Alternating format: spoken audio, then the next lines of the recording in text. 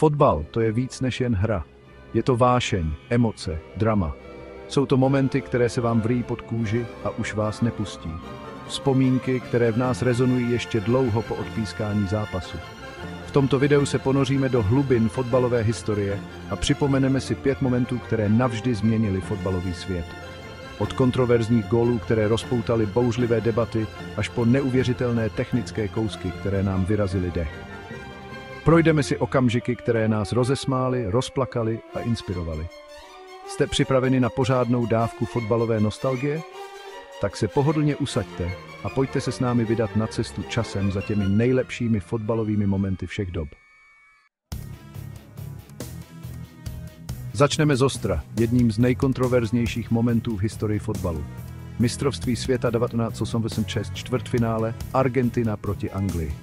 Napětí by se dalo krájet. A pak se to stalo. Diego Maradona, genius s míčem u nohy, ale i s ďáblem v těle, se vznesl k nebi a rukou, ano, slyšíte správně, rukou poslal míč do sítě. Celý svět oněměl. Angličané zuřili, Argentinci slavili. Rozhodčí, ať už slepý nebo geniální, gól uznal. Ruka boží, jak Maradona svůj kousek s úšklepkem nazval, se stala legendou. Dodnes se o ní vedou spory, ale jedno je jisté. Fotbalový svět na ten moment nikdy nezapomene. Byl to faul?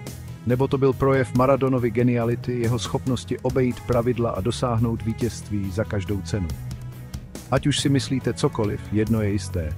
Ruka boží je moment, který se navždy zapsal do dějin fotbalu. A co vy?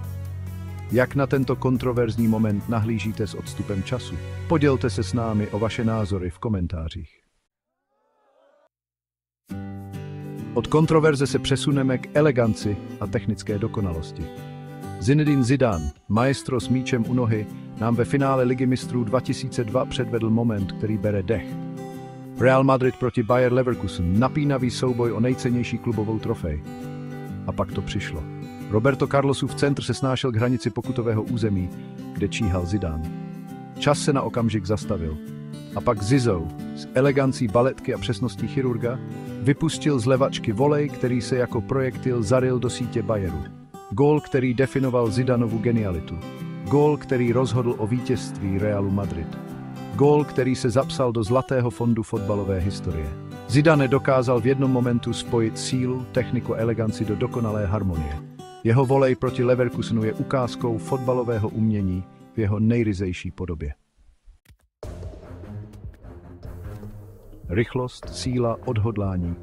To vše se snoubí v momentu, který si pro nás připravil Gareth Bale ve finále Copa del Rey 2014.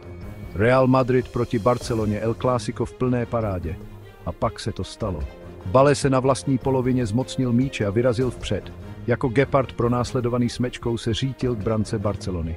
Marc Bartra se ho zoufale snažil zastavit, ale Bale byl neudržitelný. S neuvěřitelnou rychlostí ho doslova uběhl a pak s chladnokrevností ostříleného kanonýra zakončil. Gól, který definoval Baleovu kariéru v Realu Madrid. Gól, který rozhodl o vítězství v Copa del Rey. Gól, který nám připomněl, že i v moderním fotbale plném taktiky a systému je stále místo pro individuální brilanci. Baleův úprk za slávou je ukázkou toho, co dělá fotbal tak fascinujícím sportem. Je to moment plný emocí, napětí a neuvěřitelné individuální dovednosti. Ronaldinho, kouzelník s úsměvem na tváři a míčem u nohy, nám na mistrovství světa 2002 předvedl moment, který se vymyká fotbalové logice. Brazílie proti Anglii, čtvrtfinále plné napětí. A pak to přišlo. Volný kop pro Brazílii zhruba 35 metrů od branky.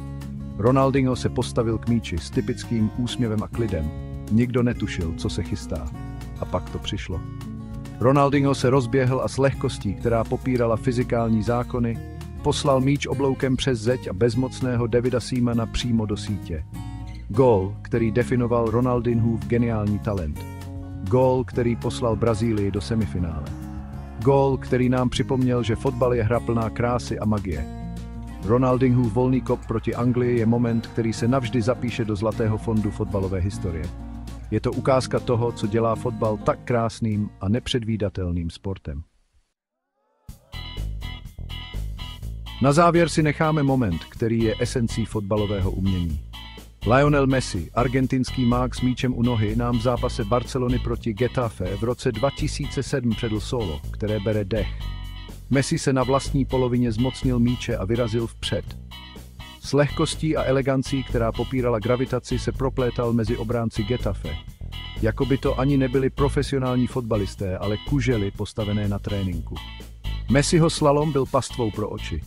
Každý jeho dotyk s míčem, každý pohyb těla, to vše vyzařovalo fotbalovou genialitu. A zakončení? To bylo jen logickým vyvrcholením Messiho mistrovského díla. Gól, který definoval Messiho výjimečnost. Gól, který nám připomněl, že i v moderním fotbale plném taktiky a fyzické síly je stále místo pro individuální genialitu. Messiho slalom proti Getafe je moment, který se navždy zapíše do zlatého fondu fotbalové historie. Je to ukázka toho, co dělá fotbal tak krásným a nepředvídatelným sportem. A to je pro dnešek vše. Doufám, že jste si tuhle cestu do historie fotbalových legend užili stejně jako já. Tyto momenty nám připomínají, proč fotbal milujeme, proč mu propadáme s takovou vášní. A teď je řada na vás. Který z těchto momentů je váš nejoblíbenější? A co další nezapomenutelné kousky byste přidali do tohoto seznamu? Podělte se s námi o vaše názory v komentářích. Nezapomeňte dát videu like, pokud se vám líbilo, a přihlaste se k odběru, ať vám neunikne žádný další fotbalový zážitek. Díky, že jste s námi.